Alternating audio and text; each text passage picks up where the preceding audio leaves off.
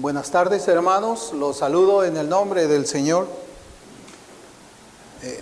Les invito a ir a la palabra del Señor, al libro de Lamentaciones. En el capítulo 3 vamos a leer versículos 37 y 38.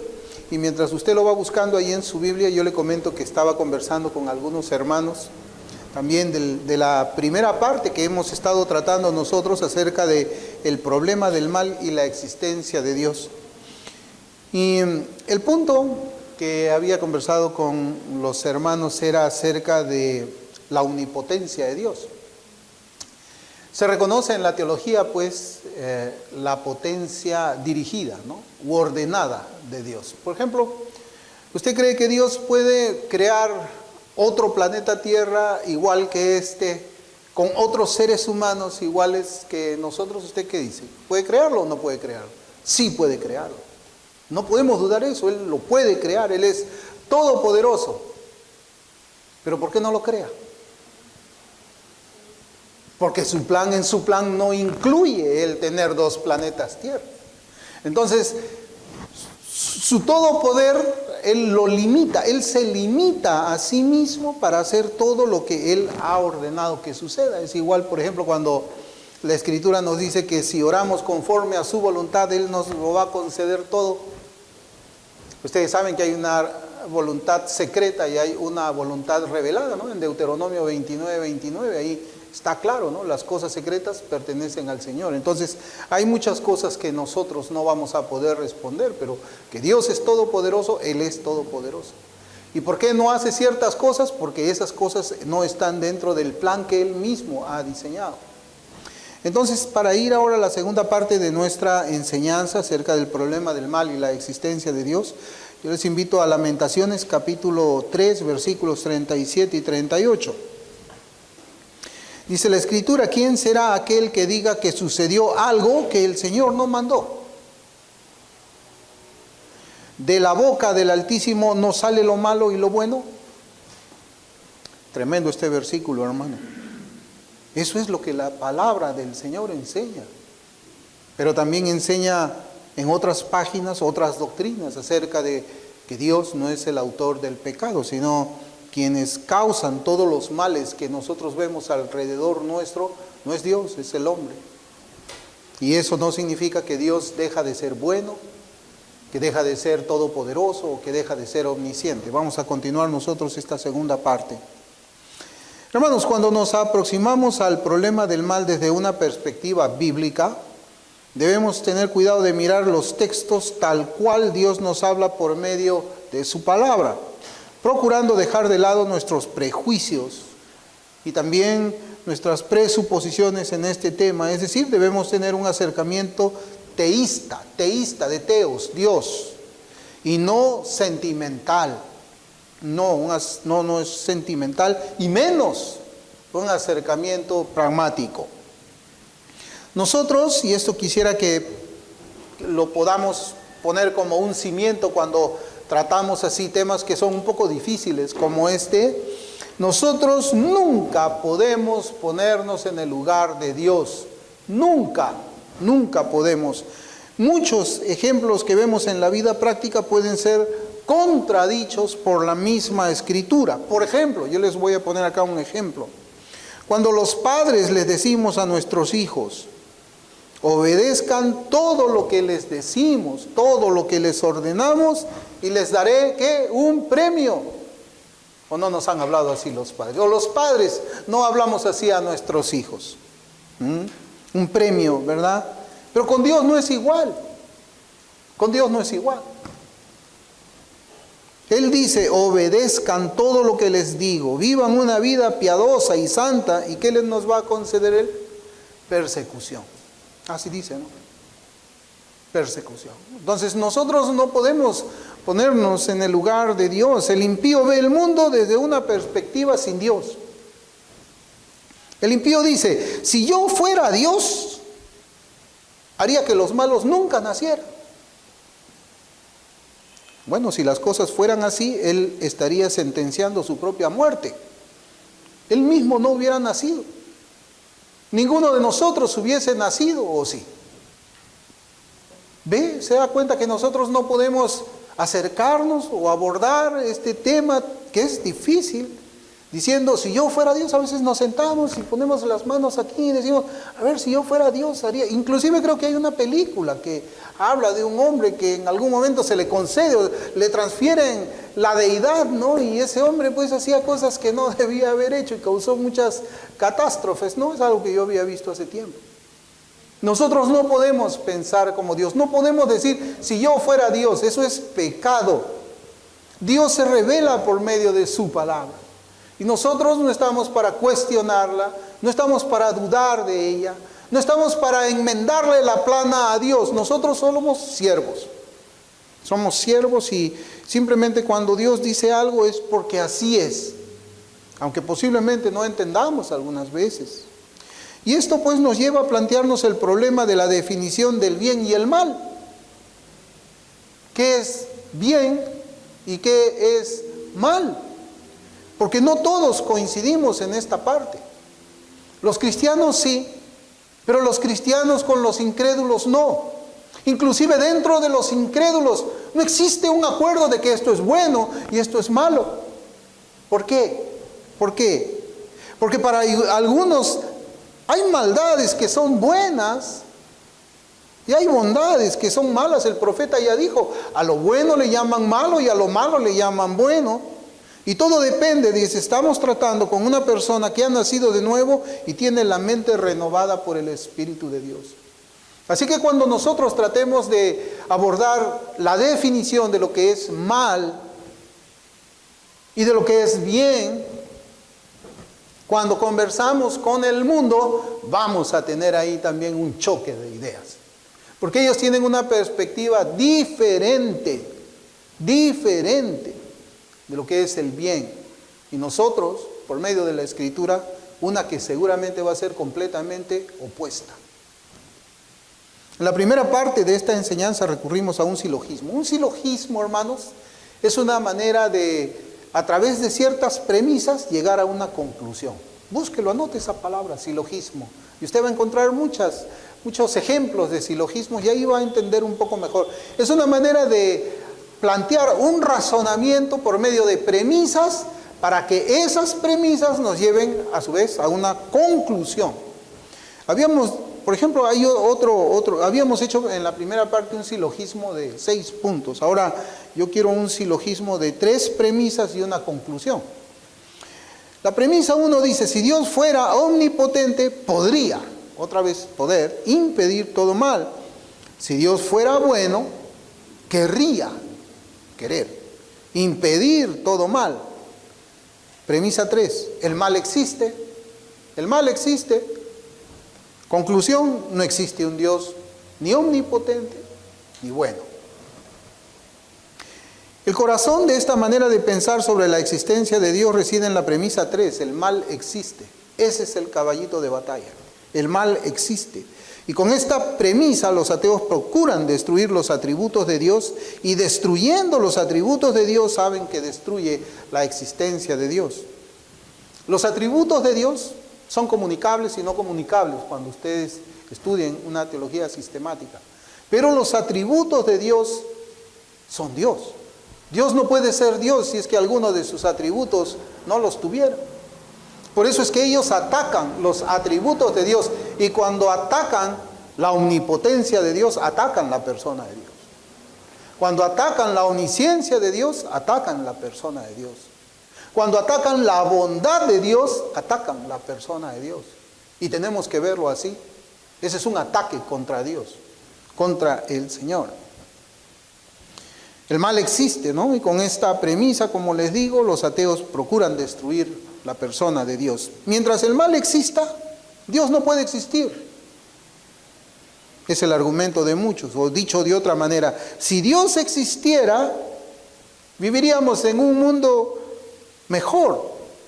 Si Dios realmente existiera, viviríamos en un mundo perfecto. ¿Usted qué dice? ¿Es así? Suena como, ¿verdad? Tiene lógica. No, ¿verdad? Como que tiene lógica todo esto. Pero no podemos acercarnos con la lógica. No podemos acercarnos tampoco con el sentimentalismo. Tenemos que acercarnos de acuerdo a las Escrituras y según la palabra del Señor, destruir los argumentos de ellos. Yo pregunto, ¿quieren los ateos de verdad un mundo mejor? ¿Usted qué cree? ¿Qué dice? ¿Qué le viene a su pensamiento cuando yo hago esta pregunta? ¿Quieren los ateos un mundo mejor? Cuando estábamos sin Cristo, que éramos ateos, teóricos o prácticos, éramos ateos. ¿Sí sabe cuál es la diferencia de un ateo teórico? Un ateo teórico dice Dios no existe y vive como si Dios no existiera. El teórico, el ateo práctico dice Dios sí existe, pero vive como si Dios no existiera. O sea, en la práctica es un ateo más. Cuando éramos ateos, ¿queríamos un mundo mejor nosotros? A ver, tratemos de recordar. Y si no recordamos, ¿qué piensa usted? ¿Las personas sin Cristo quieren un mundo mejor? Y bueno, para tener un mundo mejor tendría que eliminarse el consumo de alcohol, que en muchos casos ha traído como consecuencias accidentes fatales y hasta crímenes violentos en ese estado de borrachera, ¿o no? Entonces, si queremos un mundo mejor, pues eliminemos la producción y el consumo de alcohol en el mundo. ¿Por qué? Porque el licor ha sido el origen de actos que van contra la moral y el decoro también. Y todos sabemos que las estadísticas afirman que el alcohol es la causa de la destrucción del ser humano y de muchas familias. Entonces, si queremos un mundo mejor, detengamos la producción de licor, prohibámoslo, eliminémoslo de nuestra sociedad. ¿Los ateos quieren un mundo mejor? Entonces debe condenarse la fornicación y el adulterio. Debe condenarse. Que en la mayoría de los casos ha traído como consecuencia embarazos no deseados, que han terminado asesinando a los inocentes bebés dentro de los vientres de aquellas mujeres. ¿Queremos un mundo mejor? Desaparezcámosla, que sea penada con cárcel dura aquella persona que esté teniendo relaciones con una persona estando en estado de soltería o con otra persona que no es su cónyuge. ¿Los ateos quieren un mundo mejor? Entonces no olvidemos que la agenda progresista procura pervertir sexualmente a las personas desde su más tierna edad. ¿En dónde? En las escuelas. Hay unos debates fuertes ahora con esto. Si usted lee esa currícula que ha puesto el Ministerio de Educación aquí en Perú, eso es pornografía para los niños. Y yo ya les había comentado que tenía un video ahí de cómo es que se estaba enseñando a los jóvenes en secundaria, no educación sexual, se llama perversión sexual. Entonces, ¿cómo terminará la mente de una persona expuesta por muchos años a la pornografía desde los 4 años hasta los 16 años que sale de la escuela? ¿Cómo cree usted que va a ser el pensamiento de un varón que ha estado sometido a esa clase de enseñanza? ¿Saben qué? En primer lugar, nunca va a ver a la mujer como persona, la va a ver como un objeto. Su objeto. Si tú no vas a estar conmigo, te voy a matar. ¿Verdad? No la va a ver como una persona, la va a ver como un objeto que sirve solamente para satisfacer, para usar y luego desechar. Eso es lo que va a conseguir esta educación. No es educación, perversión sexual. Seguramente que esas escuelas saldrán también algunos pedófilos, porque a eso va a animar esa clase de enseñanza, a que la pedofilia sea promovida. Y seguramente saldrán ellos adictos a muchas perversiones que terminarán en muchos delitos, muchos delitos. Entonces, ¿quieren un mundo mejor? Quiten eso de las escuelas. Hermanos, los ateos no quieren un mundo mejor. No quieren un mundo mejor. Cuando ellos dicen el mal existe y por lo tanto Dios no existe, ya les dije, es una pregunta con truco, no es una pregunta sincera. Ellos no quieren un mundo mejor, ellos quieren todo lo que yo acabo de mencionar. Ellos quieren alcohol, ellos quieren drogas, ellos quieren adulterio, ellos quieren fornicación, ellos quieren abortos, ellos quieren todas esas cosas. Ellos quieren una vida sin Dios para tener la falsa tranquilidad que no tendrán que dar cuentas a nadie por esos actos malvados y perversos después que mueran. Pero ellos no quieren un mundo mejor. El problema del impío es que él irrespetuosamente se ubica en el lugar de Dios. Del Dios el cual él niega su existencia. ¿Podemos imaginar, hermanos, la manera en que usaría el poder supremo una persona atea? ¿Qué pasaría, hermanos, o cómo imaginaría usted en su mente si una persona atea, odiadora de Dios, y si es odiadora de Dios, odia lo que es bueno de acuerdo a la Escritura? ¿Cómo actuaría? ¿Cómo sería el mundo con una persona atea con los poderes omnipotentes que tiene Dios? Sería una desgracia, hermanos. Sería una desgracia.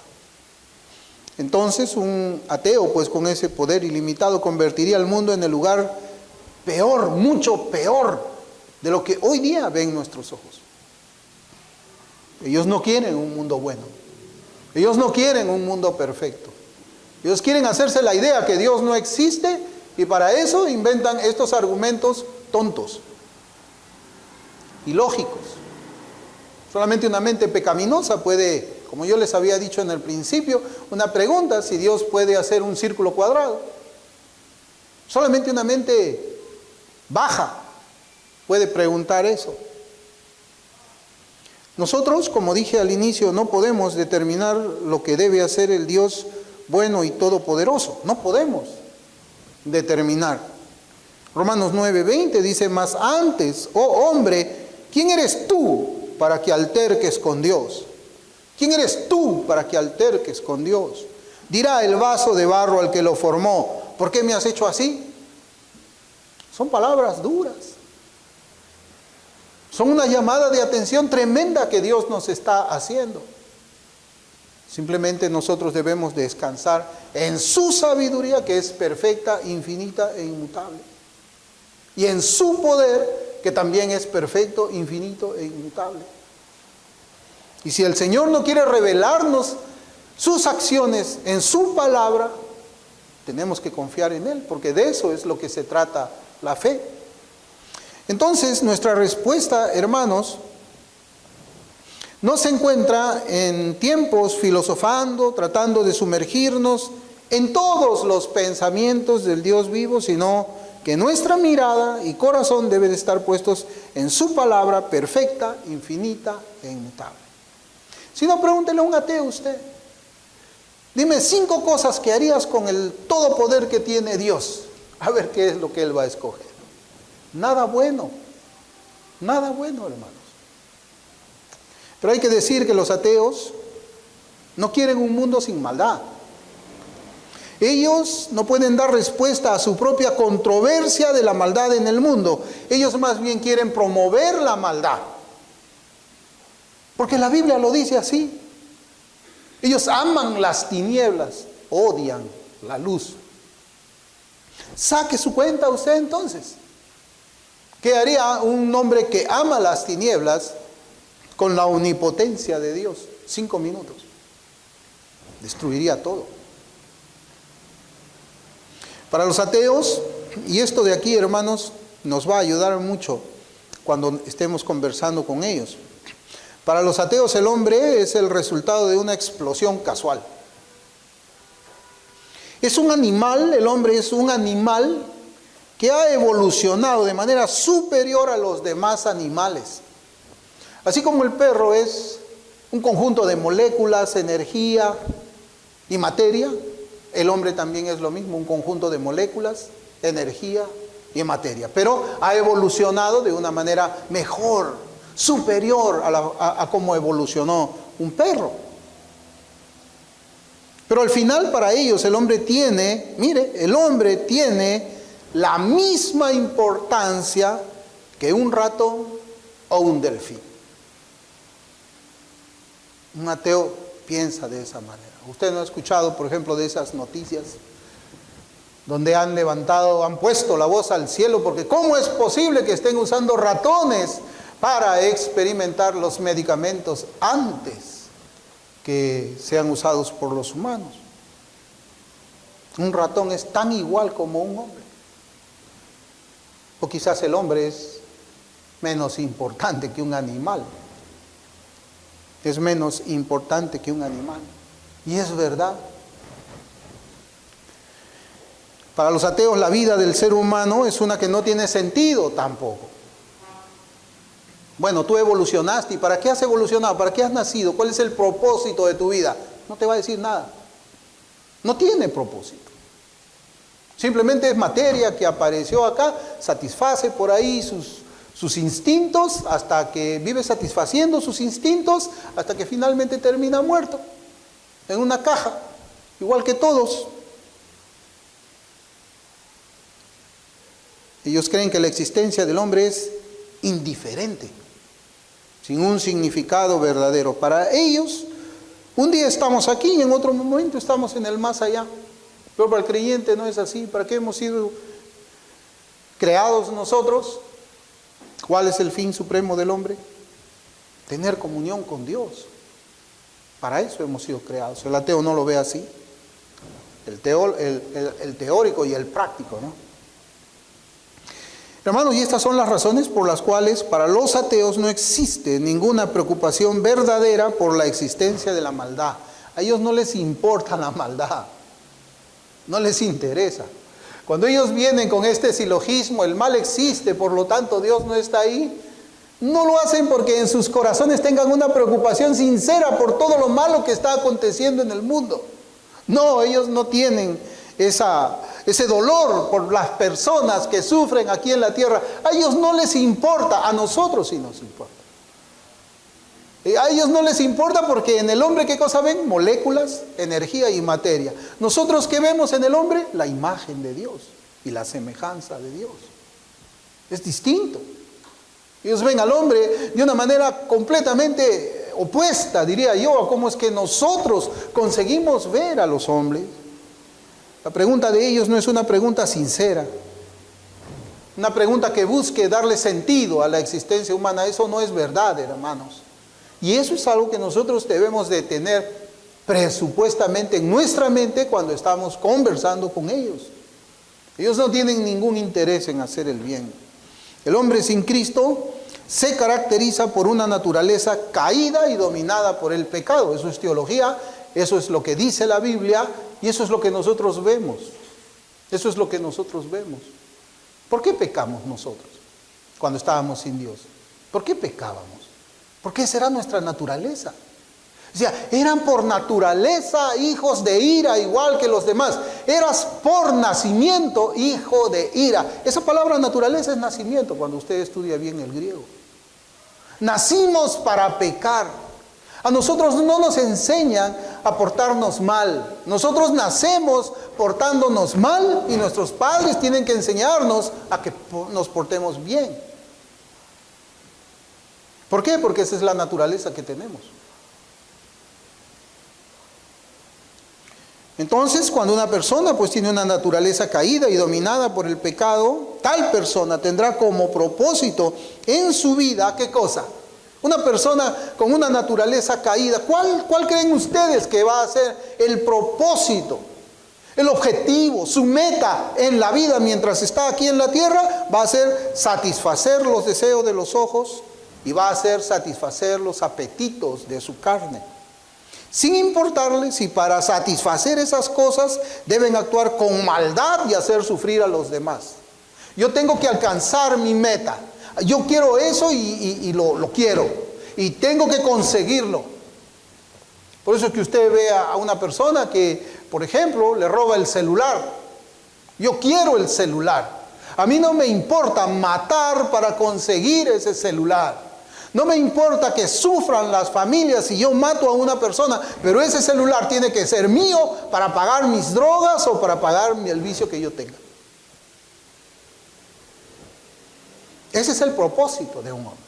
Ya sea que caiga en un pecado tan escandaloso como ese de los raqueteros y esos asaltantes, o que sea un poco más refinado y use saco y corbata también. El propósito de un hombre sin Cristo no es un propósito verdaderamente bueno conforme a lo que la Escritura enseña. Por eso, para hablar del mal moral que ya habíamos conversado, debemos primeramente establecer un estándar. Eso es lo primero. Cuando hablamos del mal, cuando ellos dicen el mal existe, por lo tanto Dios no existe, bueno, ¿y tú cuál es la definición que tú haces de mal? Dime qué acciones son las acciones que tú consideras como maldad, como algo malo, y dime qué acciones tú consideras como algo que es bueno, como es digno. Tenemos que comenzar.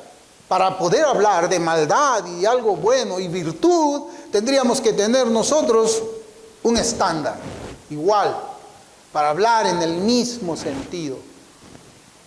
Por eso es que cuando alguien habla de electricidad para un edificio, ¿con quién va a consultar? ¿Con quién va a pedir una segunda opinión? ¿Con un arquitecto o con un ingeniero electricista? Tienen que hablar de igual, en el mismo idioma. Es lo mismo cuando nosotros vamos a hablar de maldad o de virtud. Tenemos que tener un estándar por el cual podamos definir lo que está mal de lo que está bien. Y el problema es que para eso se necesitan, ¿sabe qué? Un estándar moral absoluto. Un estándar moral que rija para todos y cada uno de los seres humanos que pueblan la tierra, todos, sin distinción. Hoy, más que ayer, es imposible, hermanos, llegar a ese estándar moral. Es imposible. Solamente voy a poner un ejemplo de la actualidad para que usted vea que no podemos tener nosotros con el mundo el mismo estándar moral. No podemos.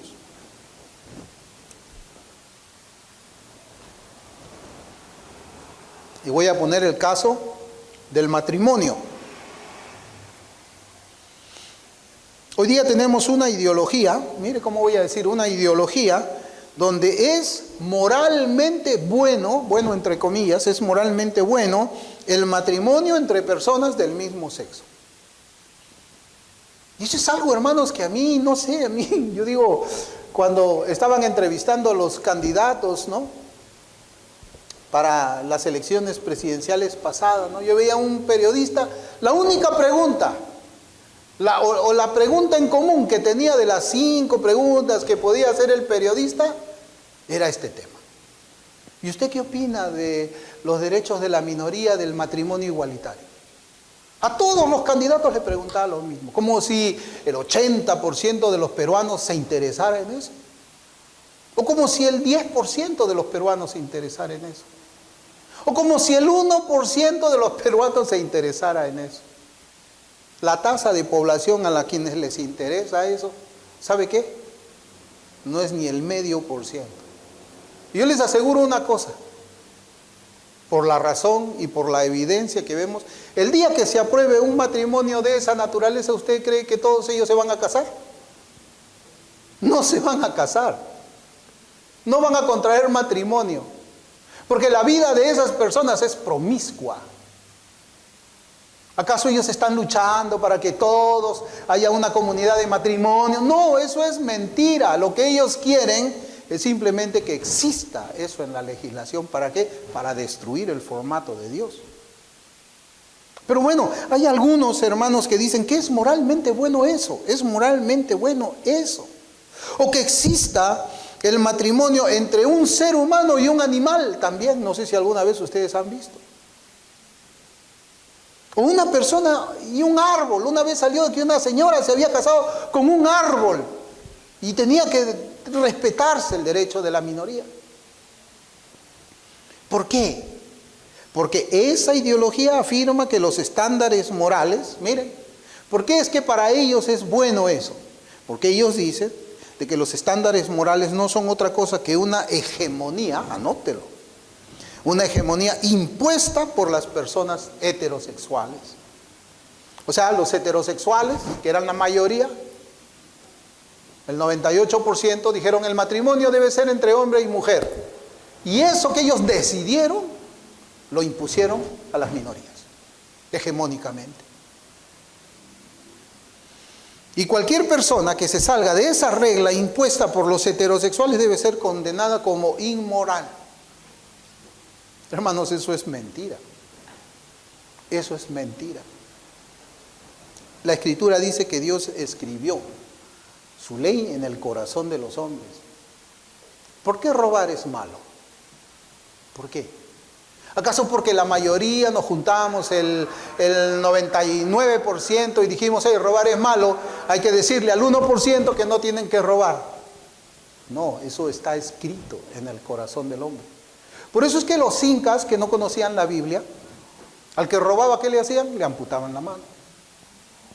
Y así en otras culturas también castigaban el robo porque era inmoral.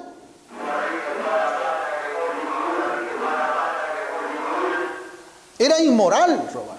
Es inmoral.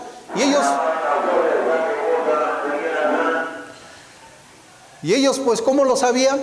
Porque Dios lo había escrito. No se trata, hermanos, todo eso de que es una imposición, y eso usted lo va a leer en los libros de Antonio Gramsci, lo va a leer en los libros de Foucault. Eso es mentira, eso es una narrativa, eso es un cuento. Eso no es verdad. Pero del ejemplo, hermanos, que nosotros vemos, que he tomado solamente de lo que está referido al matrimonio, del ejemplo concluimos que cada minoría o cada comunidad de personas establece sus propias reglas morales. Es eso. Eso es el punto. Matar a un bebé inocente es moralmente aceptable para las feministas, ¿o no? Es un derecho. Pero usted comienza a darse cuenta cómo es que nosotros con ellos no podemos tener un absoluto, sino que cada uno tiene su absoluto. Para mí el aborto es inmoral, para ellos es moralmente bueno. El derecho de la mujer, mi cuerpo, mi decisión y todas esas cosas absurdas que hablan.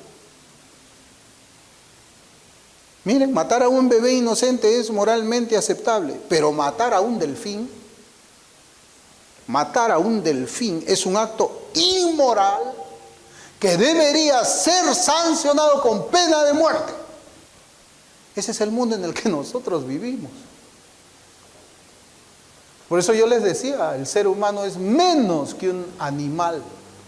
Menos que un animal. ¿Por qué? Porque el sufrimiento del delfín que muere es mayor que el sufrimiento de otro ser humano en estado embrionario. A eso nos enfrentamos. Es una batalla, hermanos, por lo que es bueno y lo que es malo. Por eso es que cuando ellos hablan de que si existe el mal, entonces no existe Dios, eso es una excusa. Ellos no están preocupados porque el bien reine en la sociedad. Eso es una excusa. Tenemos que derribar esos argumentos. Tenemos que descubrir que es una excusa por medio de lo que yo les estoy diciendo. Ellos no quieren un mundo bueno. Hermanos, pero yo lo que sí creo es que la sociedad sería mejor si todas las personas se sometieran a estándares morales absolutos como la Biblia. Por ejemplo, para el caso de la guerra, la Biblia dice en Santiago 4:1, ¿de dónde vienen las guerras y los pleitos entre vosotros? ¿No es de vuestras pasiones, las cuales combaten en vuestros miembros? Santiago 3:16, porque donde hay celos y contención, allí hay perturbación y toda obra perversa. Hebreos 11:4, por la fe Abel ofreció a Dios más excelente sacrificio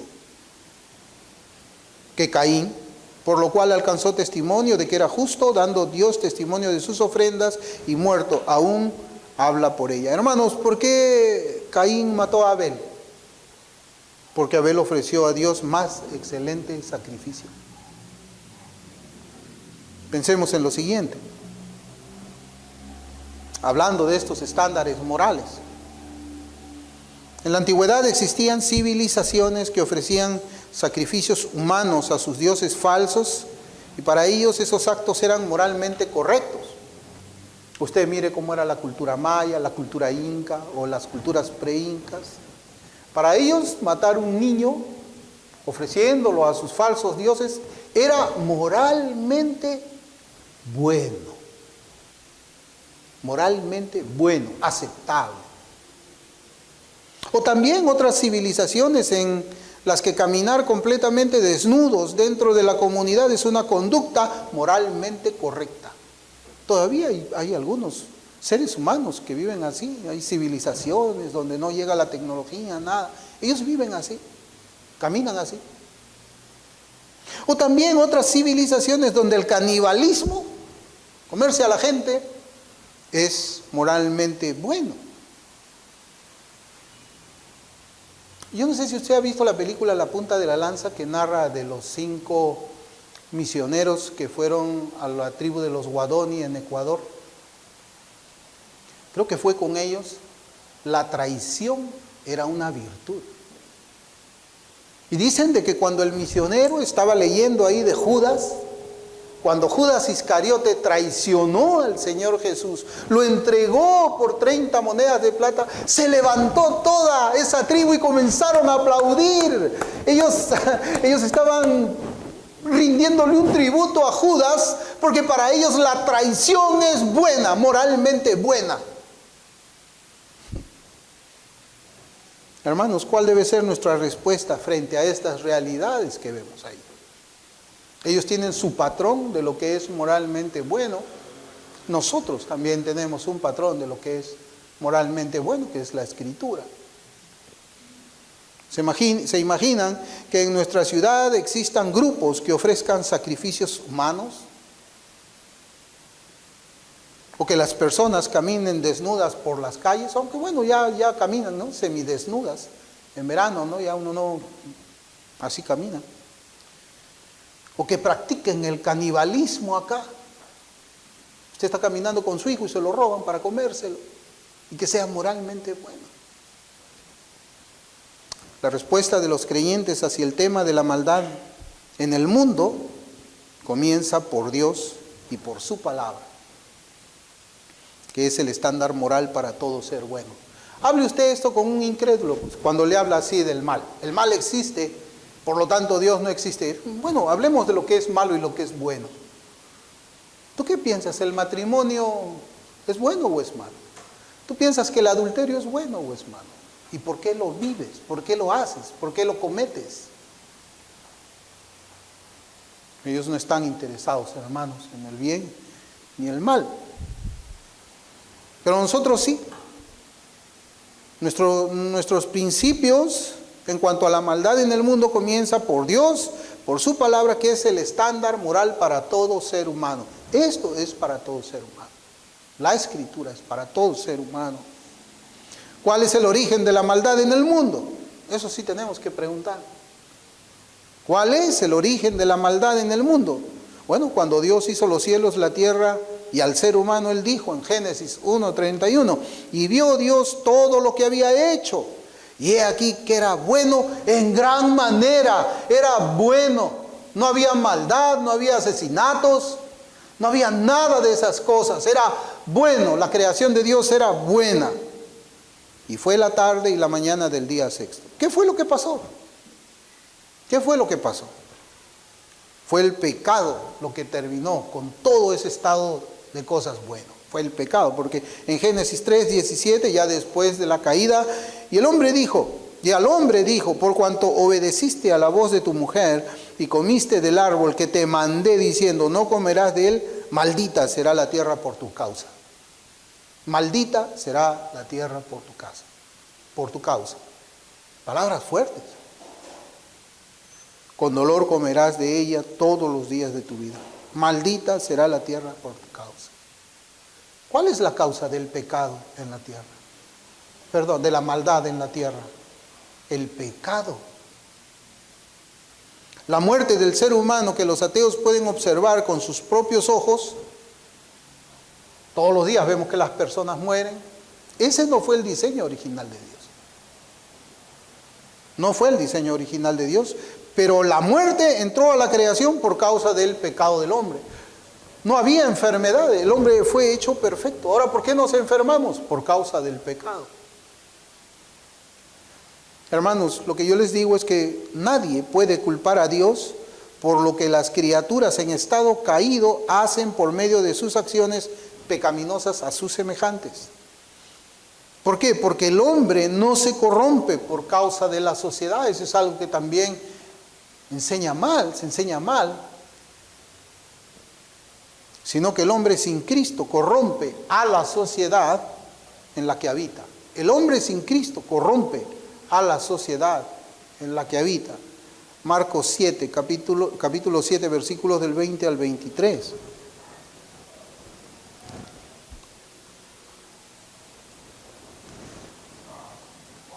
Pero decía que lo que del hombre sale, eso contamina al hombre. Porque de dentro del corazón de los hombres salen ¿qué? Malos pensamientos, los adulterios, las fornicaciones, los homicidios, los hurtos, las avaricias, las maldades, el engaño, la lascivia, la envidia, la maledicencia, la soberbia, la insensatez. Todas estas maldades de dentro salen y contamina al hombre. El mundo está así, con maldad, porque del corazón del hombre salen esas cosas. Pero al hombre ateo no le importa eso. Al hombre ateo él no quiere que se elimine la maldad del mundo. La Biblia nos enseña que Dios es perfectamente justo. Entonces, siendo Él el creador de todo, incluidas todas las personas del mundo, Él es quien debe determinar lo que es moralmente bueno y malo, y no el pecador. Es eso. Es Dios quien determina lo que está moralmente bueno y no el hombre. Dios mandó a nuestros primeros padres a no comer del árbol del bien y del mal, pero ellos, teniendo abundancia de fruta, porque el Señor solamente le prohibió que no coman de un árbol específico, pero en el Edén estaban llenos de fruta, llenos, abundancia, en otros muchos árboles, pero ellos decidieron desobedecer a Dios. ¿Y cuál fue la consecuencia? Romanos 5:12, por tanto, como el pecado entró en el mundo por un hombre, y por el pecado la muerte, así la muerte pasó a todos los hombres por cuanto todos pecaron. Esa es la explicación también de Marcos 7 que hemos leído. ¿Por qué es que todo está corrompido? Porque el hombre, el corazón del hombre está corrompido, y todo eso, toda esa rebelión contra Dios nace de ese corazón. ¿Y por qué? Porque nuestros primeros padres desobedecieron. Ahí está la explicación. Otra cosa es que alguien diga, no, yo no quiero aceptar eso. Bueno, explícame entonces por qué tú amas las tinieblas. Explícame por qué pecas tú. Explícame por qué tus pies corren para la borrachera, para el adulterio, para la fornicación. Explícame, por favor, por qué tu naturaleza es así. ¿Qué crees que te va a decir? ¿A quién va a citar? ¿A Freud? ¿A quién va a citar? Él va a tener que mirar las profundidades de su corazón y decir, ese hombre está hablando la verdad. Hermanos, como creyentes, tenemos una perspectiva diferente a la existencia del mal y del sufrimiento en el mundo. Los creyentes nos enfermamos, igual que los incrédulos. En el tiempo de COVID han muerto creyentes, así como también han muerto incrédulos. Nos enfermamos, morimos, pasamos dolor cuando muere un familiar querido, también sufrimos aquí en la tierra como sufren los incrédulos. Pero como creyentes tenemos una perspectiva diferente a la existencia del mal y del sufrimiento en el mundo. Es algo que ellos no tienen. Cuando dice la palabra del Señor en el libro de los Hechos, capítulo 14, versículos 21 y 22, dice, y después de anunciar el evangelio a aquella ciudad y de hacer muchos discípulos, volvieron a Listra, a Iconio y Antioquía, confirmando los ánimos de los discípulos, exhortándoles a que permaneciesen en la fe y diciéndoles, es necesario que a través de muchas tribulaciones entremos en el reino de Dios. Es parte de nuestro peregrinaje al cielo. Las tribulaciones, los sufrimientos, la maldad de las personas que nos roban el fruto de nuestro trabajo y nos hacen sufrir, es parte de toda esta tribulación mientras estamos aquí en la tierra. Es parte, hermanos. Vivimos con gente que está muerta en delitos y pecados. Vivimos con personas que odian a Dios, odian a Cristo, odian la luz. ¿Cómo esperan ustedes que sea nuestro peregrinaje aquí en la tierra? ¿Ausencia de mal?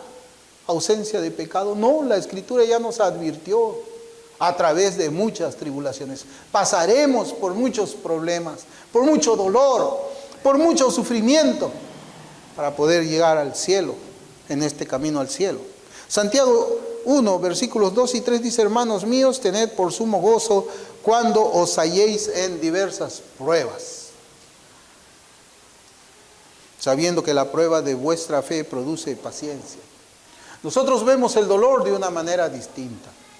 Vemos la enfermedad de una forma diferente.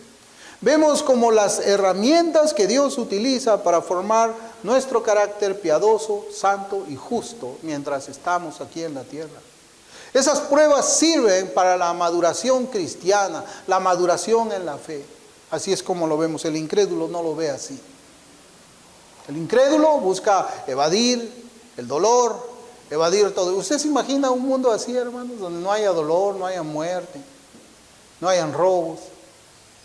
Eso es una utopía, una utopía. Y hay que decir que la justicia de Dios es una justicia perfecta. Pero no olvidemos que otro de sus atributos divinos se encuentra la bondad, la cual incluye su paciencia. Y aquí es un punto también que nosotros debemos de considerar, a que todavía exista el mal en la tierra, así como Dios existe y es verdadero y real. La paciencia de Dios, porque hay que enfocarnos en eso. La paciencia de Dios no significa indiferencia hacia la maldad moral, porque Él algún día pagará a cada cual según sus propias obras. La Biblia dice que Dios no tendrá por inocente al culpable, pero Él todavía es paciente. Es paciente. Es paciente. Contra los incrédulos, contra los rebeldes, contra los que están causando males en la tierra, pecados contra otras personas, sufrimiento a otras familias. Él es paciente con esos infractores, así como lo fue con nosotros. Así como lo fue con nosotros. Romanos 9:22 dice: ¿y qué? Si Dios, queriendo mostrar su ira y hacer notorio su poder, dice que soportó con mucha paciencia. Soportó con mucha paciencia los vasos de ira preparados para destrucción. El ateo no lo ve así, ¿verdad? Entonces, para que Dios termine, miren, para que Dios termine con la maldad de este mundo, no debería ser paciente. ¿Usted qué dice? ¿Saben? Yo le puedo contar a usted de mi propia experiencia. Si Dios no tuviese el atributo de paciencia y Él castigara con la muerte, la maldad, la primera maldad, yo nunca hubiera sido salvo. Usted tampoco.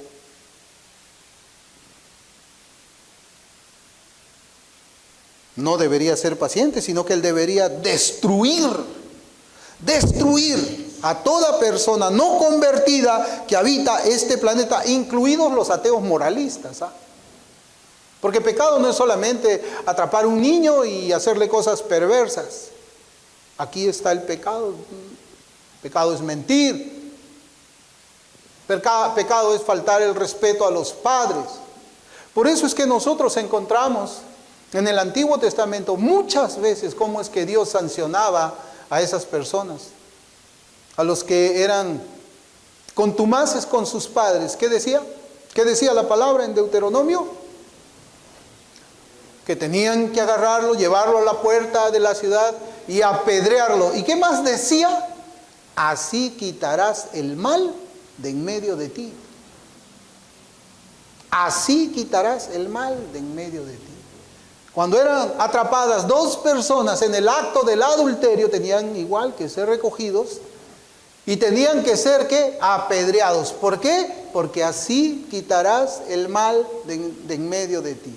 ¿Queremos que Dios quite el mal ahora? ¿Eso cree un ateo? ¿Eso quiere? Entonces que se olvide de ser paciente y que ejecute su justicia. Que no sea misericordioso, sino que descienda fuego del cielo. Que simplemente haga que ese corazón deje de latir, o que sus pulmones colapsen. Así podrán quitar el mal, incluidos esos ateos moralistas. Pero ¿saben qué? Dios no es así. Dios no es así. Hay muchas cosas que Dios hace y hay otras ocasiones que Él permite. Y nosotros no podemos dar todas las respuestas, hermano. Por ejemplo, con el terremoto del año 1970 en Ancash. Yo tenía 7 años, muchos de ustedes no habían nacido. Un terremoto muy fuerte. Lima se sacudió, se destruyeron casas, muchos muertos. Una ciudad sepultada por el barro, Yungay, muchos murieron.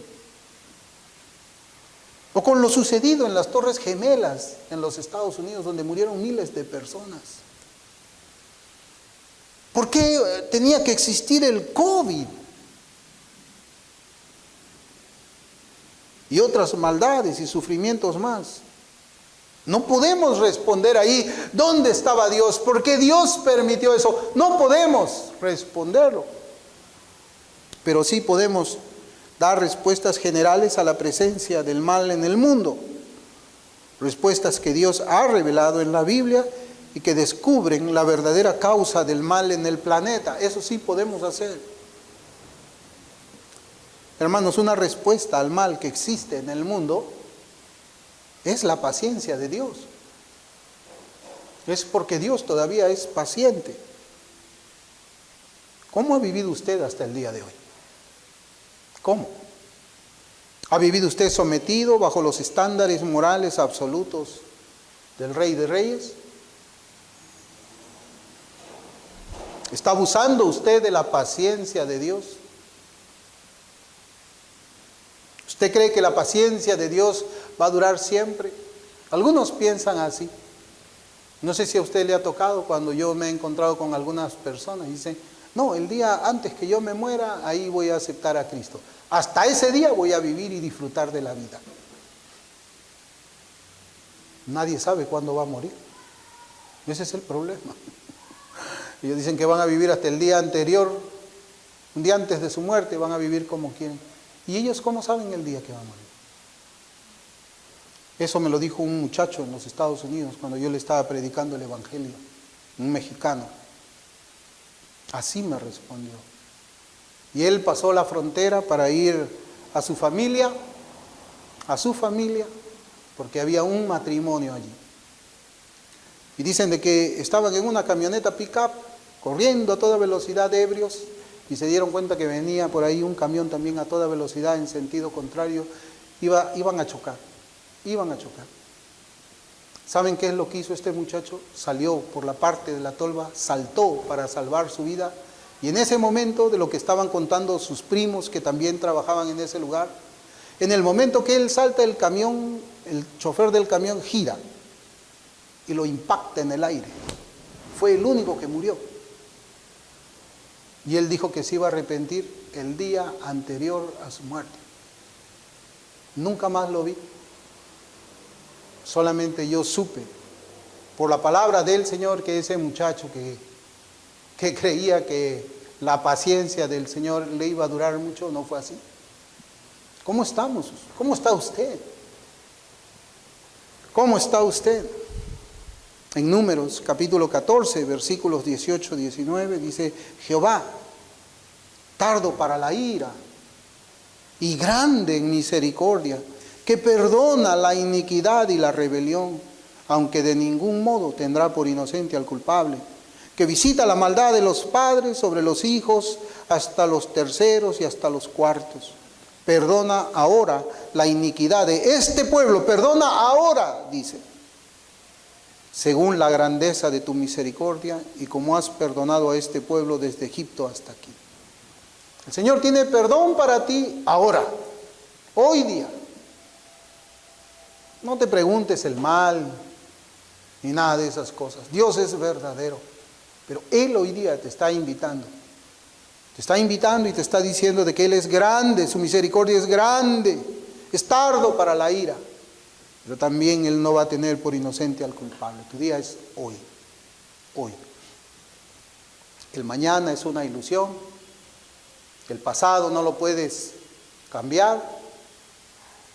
Hoy es el día de salvación. Amén. Vamos a orar.